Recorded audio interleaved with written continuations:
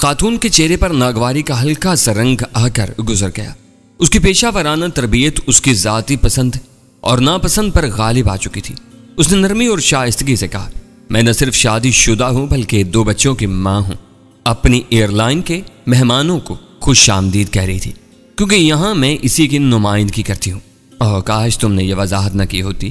خوش شکل اور زندہ دل لوگوں کا مہمان بن کر دل کو عجیب سی راحت ملتی ہے۔ ویسے بھی مہمان صرف مہمان ہوتا ہے، جلد یا بادیر آگے روانہ ہو جاتا ہے، اور پھر جس مہمان کے ہاتھ میں بورڈنگ کارڈ ہو وہ بلائے جان کبھی نہیں بنتا۔ میں نے جلدی سے کہا۔ ویرا کے بونگے سوال کے نتیجے میں اس کے چہرے پر طاری ہونے والی خفت میرے مذاق سے کافور ہو گئی، اور وہ شوخی سے بولی، میں ورجن اطلانٹک کی زمینی میزبان ہوں۔ دوران پرواز مجھ سے بہتر لڑکیاں تم دونوں کی دیکھ بھال کریں گی۔ میری میزبانی کے شوق میں تم امریکہ جانے کے بجائے یہیں رکے رہ جاؤ گے۔ اس نے بورڈنگ کارڈ کا ایک حصہ پھاڑ کر بقیہ کارڈ ہماری طرف بڑھا دیے۔ میں تمہارے محفوظ اور خوشگوار سفر کی مطمئنی ہوں۔ وہ اس کا الوداعی فقرہ تھا جسے مکمل کرتے ہی وہ میرے شانوں کے پیچھے دیکھنے لگی۔ شاید اس پرواز کے کچھ اور مسافر گیٹ کی طرف آ رہے تھے۔ ہم دونوں گیٹ سے گزر کر اس بند اور چوکور ٹیلیسکوپک گینگ وے میں داخل ہو گئے جو لاؤنج کو براہ راست جہاز سے ملا رہا تھا۔ اچھے اداروں میں پبلک ڈیلنگ کے شعبوں میں کام کرنے والی عورتیں خود کو ہمیشہ اسی طرح سنبھال کر رکھتی ہیں کہ کئی بچوں کی ماں ہو کر بھی دور سے لڑکیاں معلوم ہوتی ہیں۔ اس خمدار راستے میں کچھ دور بڑھ کر آنے کے بعد ویرا بولے بغیر نہیں رہ سکی۔ اس کی بکراتیت پر میں چڑ گیا۔ یہ ان کی اور ان کے آجروں کی مجبوری ہوتی ہے۔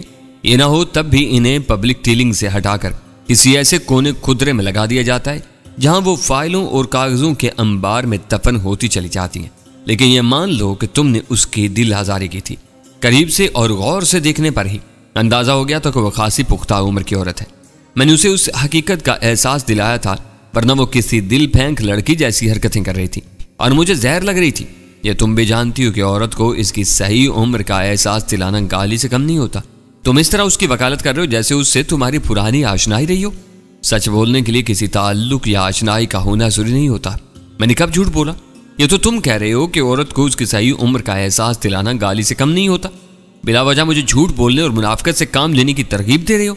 تمہارا خالی پیٹ بھر چکا ہے، اس لیے اب تمہاری کھوپڑی چل پڑی ہے۔ تمہارے منہ لگنا بیکار ہے، لیکن اتنا سمجھ لو کہ لوگوں سے اس طرح الجھ کر تم پرواز پر خود کو غیر ضروری طور پر نمایاں کر لو گی۔ پرواز شروع ہوگی تو دیکھا جائے گا۔ اس نے بے پرواہی سے کہا، اس وقت ہم زمین پر ہیں، زمین کی اور زمین والیوں کی بات کرو۔ وہ 2 بچوں کی ماں ہو کر بھی تم سے 2-4 برس چھوٹی نظر آ رہی تھی۔ میں نے اسے چڑھایا، ضرور آ رہی ہوگی، یہاں بے توقیر گھرانوں کی اوباش اور خود سر لڑکیاں 14-15 برس کی عمر میں بھی اتنے بچے پیدا کر لیتی ہیں۔ بچوں کی تعداد کو عمر کا معیار نہیں بنایا جا سکتا۔ تمہاری وہ ڈارلنگ چہرے سے چڑیل نظر آ رہی تھی، تم بلا وجہ اسے حور قرار دینے پر تلے ہوئے ہو۔ اس نے بات کو ایک بالکل نیا رنگ دے دیا تھا۔ بحث کے معاملے میں اس نے انتہائی جناتی دماغ پایا تھا۔ کسی بات پر اٹک جاتی تھی تو ہر لفظ کو توڑ مروڑ کر اپنی مرضی کا مفہوم پیدا کر لیتی تھی اور مخاطب کو زج کر دیتی تھی۔ بحث میں ہار ماننا اس کی سرشت میں ہی نہیں تھا۔ میں نے خاموشی اختیار کر لی۔ گینگ وے کے آخری سرے سے جڑے ہوئے جہاز کے دروازے پر بھی ایک ایئر ہوسٹس اپنے مرد ساتھی کے ہمراہ مسافروں کے استقبال کے لیے تیار تھی۔ مسکراہٹوں کے تبادلے اور نشستوں کے بارے میں رسمی رہنمائی حاصل کرنے کے بعد میں آگے بڑھا تو کچن میں لندن بلکہ برطانیہ کے متعدد اخبارات اور رسائل سے سجی ہوئی ٹرالیاں نظر آئیں۔ مجھے اس طرح متوجہ پاتے ہی لڑکی نے میری حوصلہ افزائی کی اور میں نے 2 اخبار اٹھا لیے۔ دوسرا اخبار اٹھاتے ہی میری نگاہ سن پر پڑی جو پہلے اخبار کے نیچے دبا ہوا تھا۔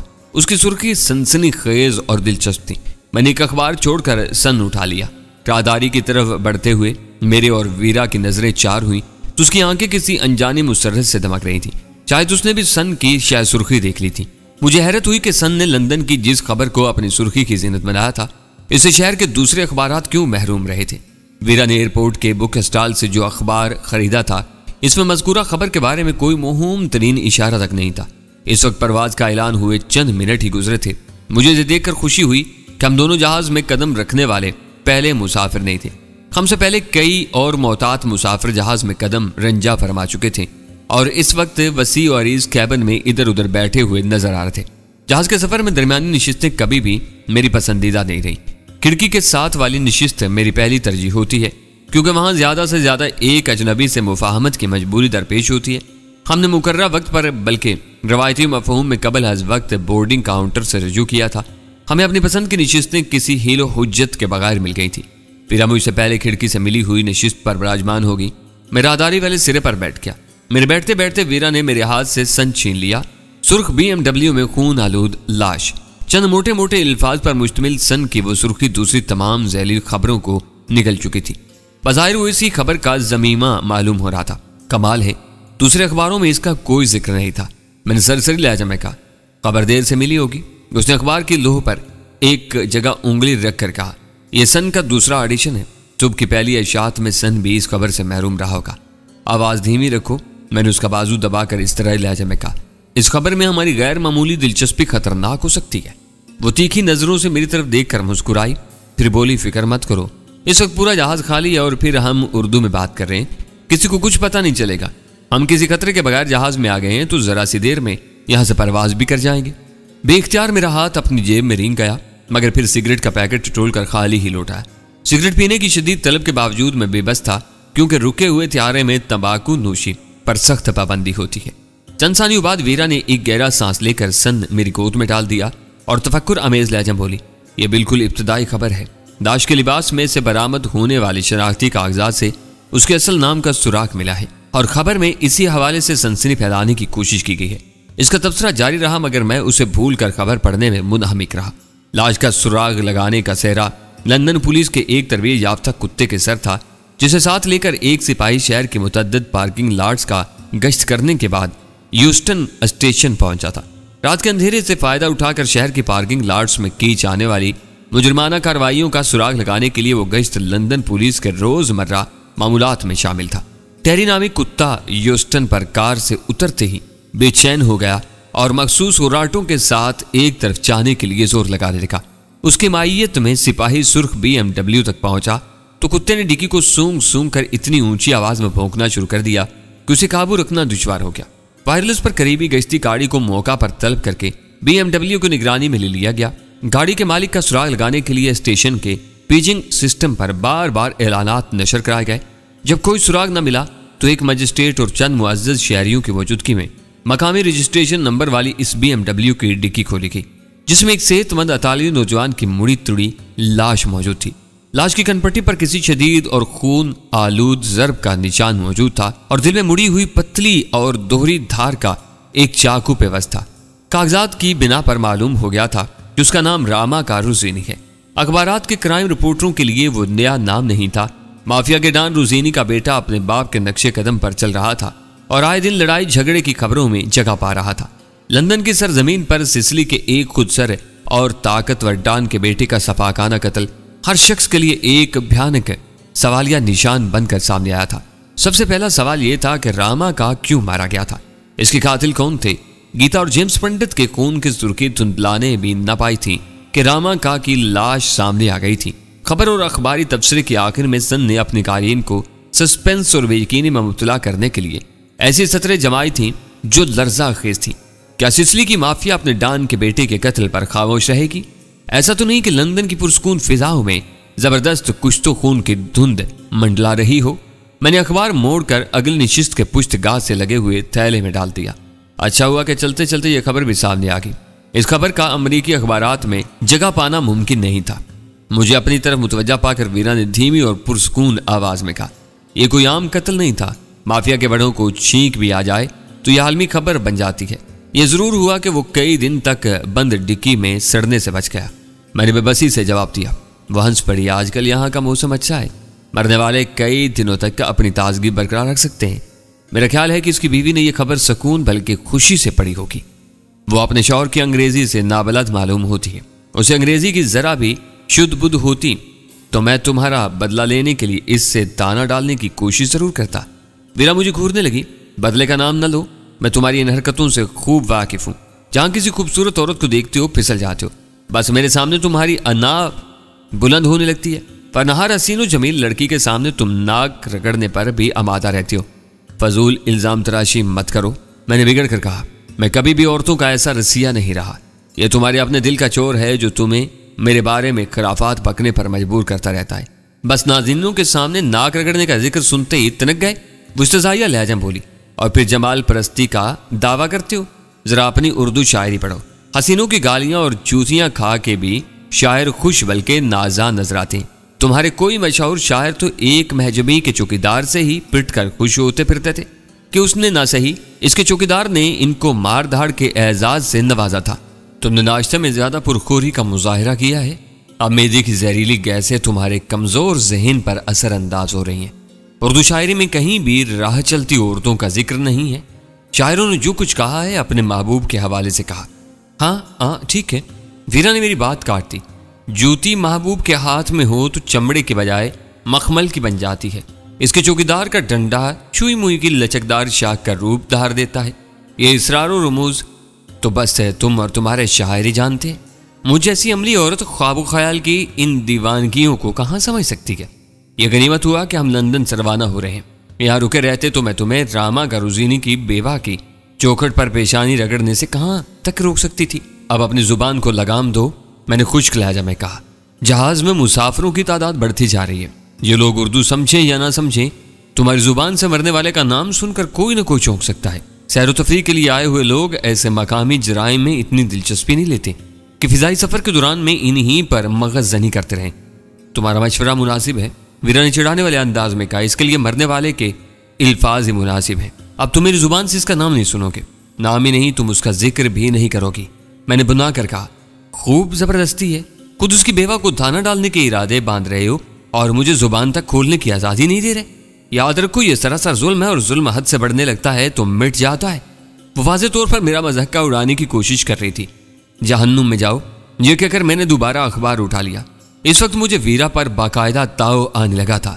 چند ثانیوں تک میں وہ سب سنتا رہا، پھر اپنی قوت ارادی کے سہارے میں نے اپنی پوری توجہ اخبار کے اس صفحے پر مرکوز کر دی جس پر برطانیہ کے شاہی خاندان کی عورتوں کی بے وفائیوں پر ایک مضمون موجود تھا۔ ویرا کے ہونٹ دھیرے دھیرے ہل رہے تھے مگر میں اس کی آواز نہیں سن رہا تھا۔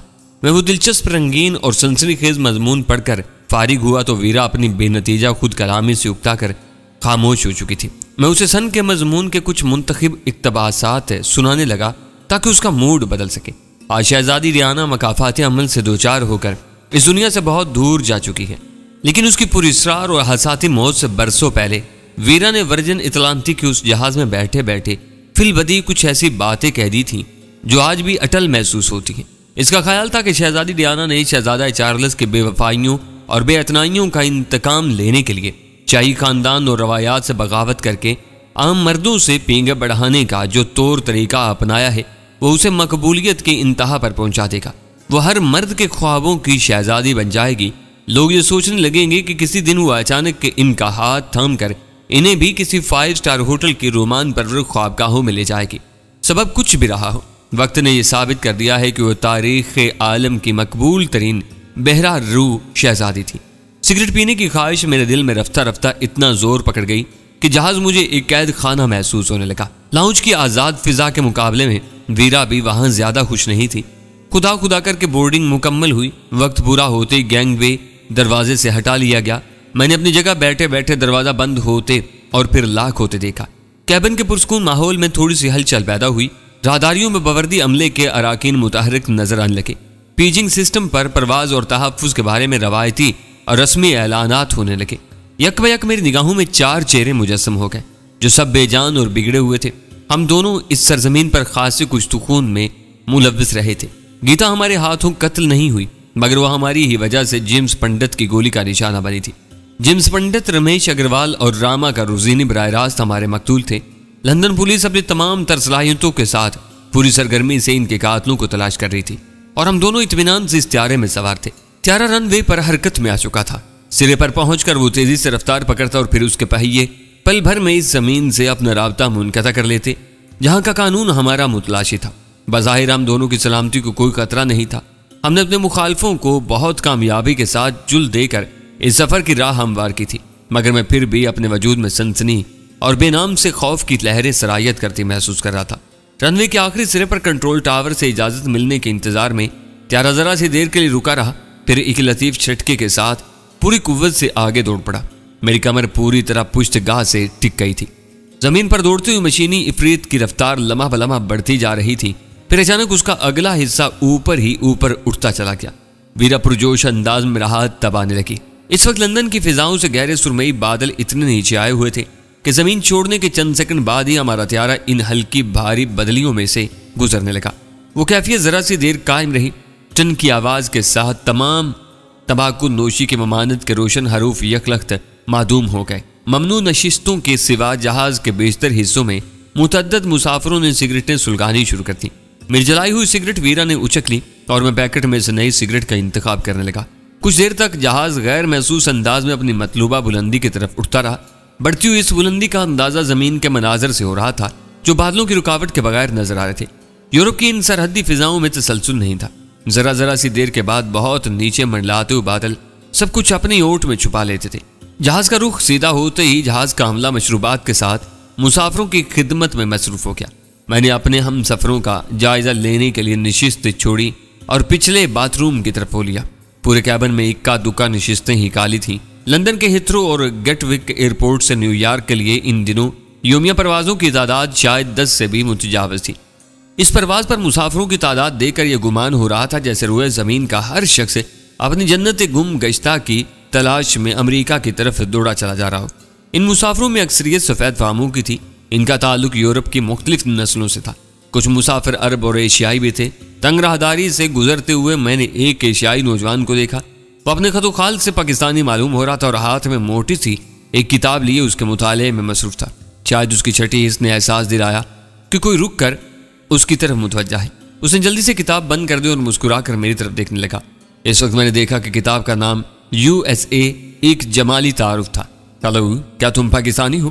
میں نے جواباً مسکراہٹ کے ساتھ اسے پوچھا۔ جی، مجھے خرم سلطان کہتے ہیں۔ اپنا تعارف کراتے ہوئے اس نے ہاتھ بڑھا دیا۔ میں اسلم خان ہوں، میں نے گرم جوشی سے ہاتھ ملاتے ہوئے بتایا۔ کیا آپ امریکہ میں ہی رہتے ہیں؟ میری خود اعتمادی دیکھ کر اس نے سوال کیا۔ معلوم ہوتا ہے کہ پہلی بار امریکہ جا رہے ہو؟ میں نے اس کے سوال کو نظر انداز کر کے پوچھا۔ جی، پڑھنے کے لیے جا رہا ہوں، پہلی بار ملک سے باہر نکلا ہوں۔ تمہاری منزل نیو یارک کی ہے یا آگے جاؤ گے؟ میں بلا وجہ وہاں رکا رہا۔ مجھے فلوریڈا میں داخلہ ملا ہے، سب بندوبست ہو چکا ہے، مگر وہاں میرا کوئی شناسہ نہیں ہوگا۔ فکر مت کرو، وہاں تمہیں بہت سے دوست مل جائیں گے۔ امریکی قوم دوست بنانے اور پھر بھول جانے کے فن میں بہت ماہر ہے، بس یہاں کے لفنگوں سے ذرا ہوشیار رہنا۔ میں اس کے کندھے پر تھپکی دے کر آگے نکل گیا۔ دروازے کے قریب رک کر میں نے اپنی سگریٹ ختم کی اور پھر ایک خالی باتھ روم میں گھس گیا۔ میں واپس اپنی سیٹ پر آیا تو ویرا ہم دونوں کے لیے اسکاچ لے چکی تھی۔ وہ لندن سے نیو یارک کی نان اسٹاپ پرواز تھی جس میں مختصر سا ساحلی علاقہ عبور کر کے مسلسل کھلے سمندر پر اڑنا تھا۔ سفر کے طویل دورانیے کے ساتھ ایک نقصان یہ تھا کہ ہم مشرق سے مغرب کی طرف جا رہے تھے اور یوں ہمارے اس دن میں 4 گھنٹوں کا اضافہ ہو جانا تھا۔ یہ تیز رفتار طیاروں سے طویل سفر کے وہ رموز تھے جو بیشتر تجربہ کار مسافروں کے علم میں تھے۔ انہوں نے آرام کے لیے اپنی کھڑکیوں کے بلائنڈز گرا کر روشنیاں کم کر دی تھیں تاکہ ہلکی سی نیند لے سکیں، مگر ویرا نے ایسے کسی اہتمام کی ضرورت محسوس نہیں کی تھی۔ ہم دونوں باتیں کرتے ہوئے میں نوشی میں مصروف تھے کہ غیر متوقع طور پر خرم سلطان وہیں آ پہنچا۔ میرے ساتھ ویرا کو دیکھ کر وہ جھجکا، مگر میں نے اس کی حوصلہ افزائی کرتے ہوئے کہا، آپ اگر کچھ دیر کے لیے یہاں بیٹھنا چاہتے ہو تو روزی تمہاری سیٹ پر چلی جائے گی۔ میں دراصل آپ سے کچھ مشورہ کرنا چاہ رہا تھا، اس نے ہچکچاتے ہوئے کہا۔ ویرا نے میرے اشارے کا انتظار کیے بغیر اپنی جگہ چھوڑ دی اور باہر نکل آئی۔ خرم سلطان نے سر کو خم دے کر انگریزی میں ویرا کا شکریہ ادا کیا اور اسے اپنا سیٹ نمبر بتا دیا۔ ویرا خفیف سے مسکراہٹ کے ساتھ اقوی نشستوں کی طرف چلتی۔ خرم سلطان میرے پاس بیٹھ گیا، مگر اس کے چہرے سے تذبذب اور بے یقینی کا اظہار ہو رہا تھا۔ وہ ہمت کر کے میرے پاس تو چلا آیا تھا، لیکن سمجھ نہیں پا رہا تھا کہ بات کس طرح شروع کرے۔ میں نے بھانپ لیا کہ وہ کسی پیچیدہ مسئلے سے دوچار تھا۔ رسمی فکروں کی ناکامی کے بعد میں نے کھل کر اس سے کہا، اگر تم کسی گھمبیر مسئلے سے دوچار ہو تو مجھ پر پورا بھروسہ کرو، میں تمہاری مدد کرنے کی کوشش کروں گا۔ اسی تذبذب میں تم نیو یارک پہنچ گئے تو کچھ بھی نہیں ہو سکے گا۔ دراصل میں ایک پیکٹ کی طرف سے پریشان ہوں۔ پاکستان میں مجھے اس پر شبہ تک نہیں ہوا تھا، لیکن ملک سے فاصلہ بڑھنے کے ساتھ ساتھ میرے ذہن میں وسوسے سر ابھار رہے ہیں۔ اگر میرا شک درست نکلا تو میں برباد ہو چکا ہوں گا۔ سفید شکر کا ذکر تو نہیں ہے؟ میں نے ہیروئن کا نام لیا بغیر پوچھا۔ شاید وہی ہو، میرے والد صاحب کے ایک دوست نے وہ پیکٹ دیا تھا، مجھے کچھ پتہ نہیں کہ اس میں کیا ہے۔ نیو یارک میں ایک شخص مجھ سے وہ پیکٹ لے گا، اس کے ہونٹوں پر پسینے کے قطرے ابھر آئے۔ تم پڑھے لکھے ہو، آج کل کے ماحول سے واقف ہو، دیکھے بالے بغیر وہ پیکٹ کیوں لے آئے؟ وہ صاحب ابا کے دوست ہی نہیں، میرے محسن بھی ہیں، میں انکار نہیں کر سکا۔ اب 2 کلو وزنی وہ پیکٹ مجھے اپنی تباہی کا پیغام بنتا نظر آ رہا ہے۔ کوئی محسن کسی کو یوں تباہ نہیں کرتا، وہ کون ہے؟ میں نے پوچھا۔ وہ ٹریول ایجنسی کے مالک ہیں، اس سفر کے لیے انہوں نے مجھے ادھار ٹکٹ دلوایا ہے، جب حالات سازگار ہوں گے تو ان کا قرض ادا کروں گا۔ بس اسی مروت میں ان سے انکار نہیں کر سکا۔ پھر اب وسوسے کیوں آ رہے ہیں؟ گھر کا ماحول کچھ اور تھا۔ وہاں سے نکل کر میں نے مختصر سے وقت میں جو کچھ دیکھا ہے اس نے میری آنکھیں کھولتی ہیں۔ اگر پیکٹ میں سفید شکر ہی ہے تو انکل نے بہت کم پیسوں میں اپنا کام نکالا ہے۔ میرے ٹکٹ کے بدلے یہ ایک ڈیل ان کے دن پھیر سکتی ہے۔ وہ پیکٹ اب تک محفوظ کیسے ہے؟ میں نے تعجب سے سوال کیا۔ کراچی میں طالب علم سمجھ کر کسی نے پڑتال نہیں کی۔ لندن میں بھی صرف سوٹ کیس دیکھا گیا، بریف کیس کھولنے کی نوبت ہی نہیں آئی۔ امریکہ والے پاکستانیوں کے معاملے میں بہت سخت ہیں۔ اس پیکٹ میں کچھ بھی ہو، میں اس سے چھٹکارا حاصل کرنا چاہتا ہوں۔